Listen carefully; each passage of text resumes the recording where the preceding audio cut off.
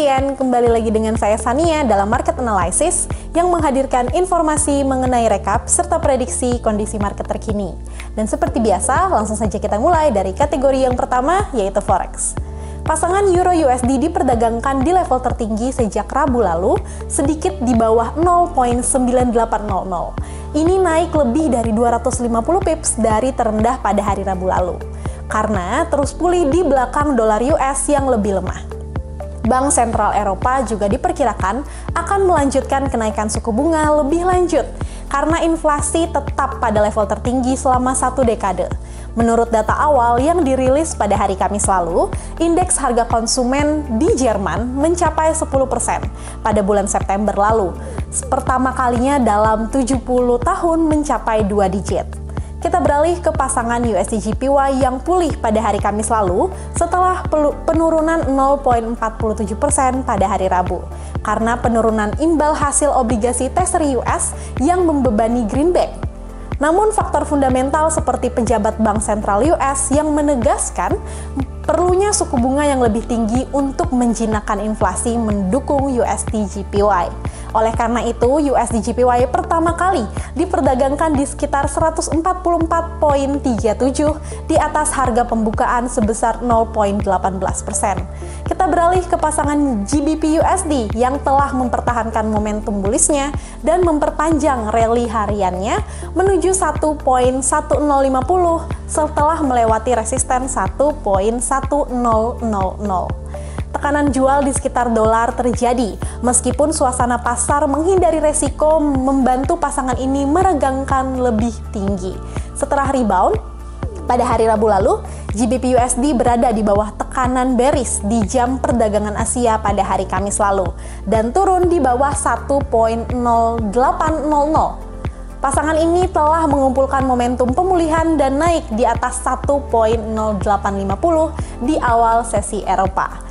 Kita beralih ke pasangan AUD USD yang mencapai tertinggi mingguan di sekitar 0.6530. Meskipun data ekonomi US yang positif menunjukkan bahwa pasar tenaga kerja tetap kuat, tidak akan menghalangi Federal Reserve untuk melanjutkan pengetatan kondisi moneter.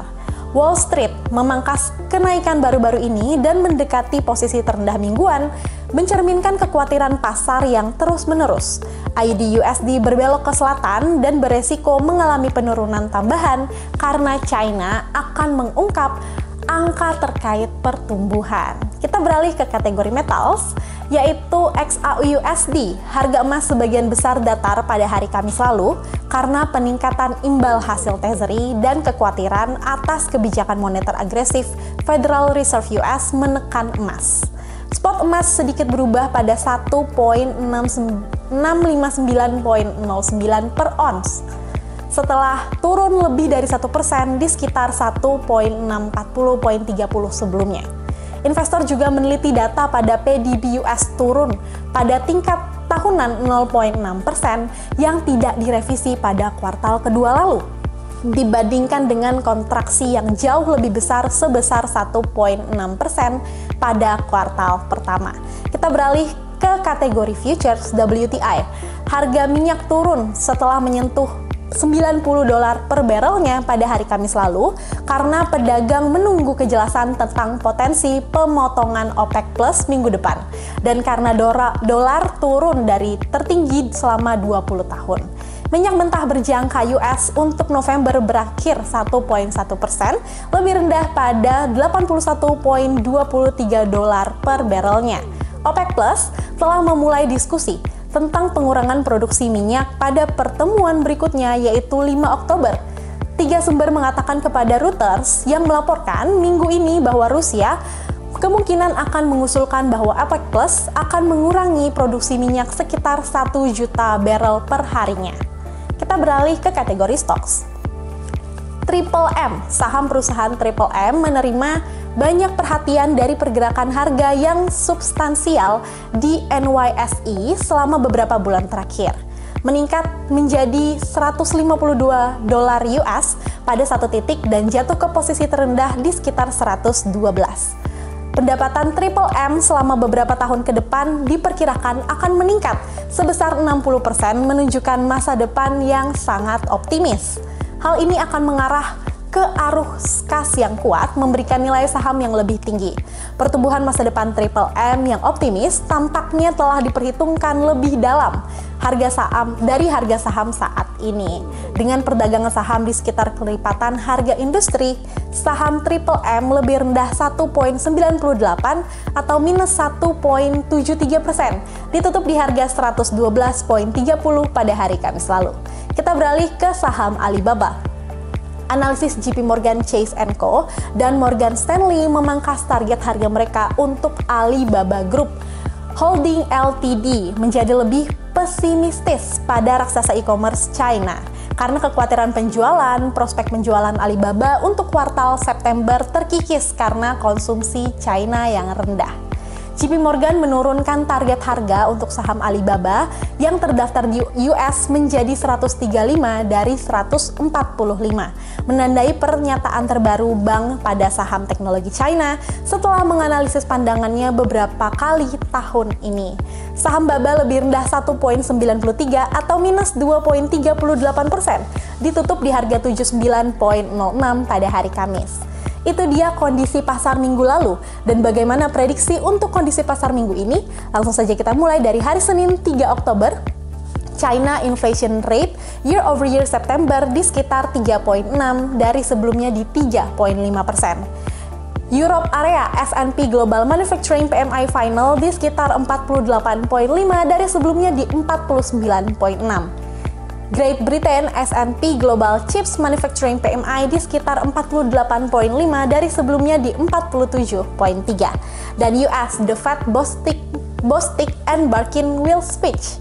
Dan US ISM Manufacturing PMI September di sekitar 52,9 dari sebelumnya di 52,8. Dan selanjutnya Europe area Europe Group will do meeting. Dan pada 4 Oktober hari Selasa, US The Fed George and Bostic will speech. Dari Australia, RBA interest rate decision di sekitar 2,85% dari sebelumnya di 2,35%. Dari US factory orders month over month Agustus di sekitar minus 0,3% dari sebelumnya di minus 1%. Dan pada hari Rabu 5 Oktober, dari Australia terdapat data retail sales month over month final Agustus di sekitar 0,6% dari 1,3%. Dan dari Europe area, S&P Global Service PMI final September di sekitar 48,9 dari sebelumnya di 49,8. Dari Kanada, balance of trade Agustus di sekitar 3,9 billion dari sebelumnya di 4,05 billion. US balance of trade Agustus di sekitar minus 68 billion dari sebelumnya di minus 70,7 billion. Dan selanjutnya US ISM non-manufacturing PMI September di sekitar 56,4 dari sebelumnya di 56,9. Kamis 6 Oktober terdapat data dari US The Fed Bostic will speech again, dan Great Britain S&P Global Chips Construction PMI September di sekitar 49 dari sebelumnya di 49,2. Europe area retail sales month over month Agustus di sekitar minus 0,7 dari sebelumnya di 0,3%. Dan US initial jobless claim di sekitar 196K dari sebelumnya di 198K. Dan 7 Oktober hari Jumat, US The Fed Evans will speech. Europe dari Australia RBA Financial Stability Review. China unemployment rate September di sekitar 5,3% dari sebelumnya di 5,4%. US unemployment rate September di sekitar 3,7 dan angka ini masih sama dengan sebelumnya. Dan yang terpenting, non-farm payrolls atau NFP diperkirakan di sekitar 290K dari sebelumnya di 315K. Itu dia prediksi dari kondisi pasar minggu ini. Dan untuk Maxian yang ingin melihat detail informasi dan update informasi kondisi pasar, langsung saja mengunjungi sosial media kami. Saya Sania, pamit undur diri. Sampai jumpa Maxian.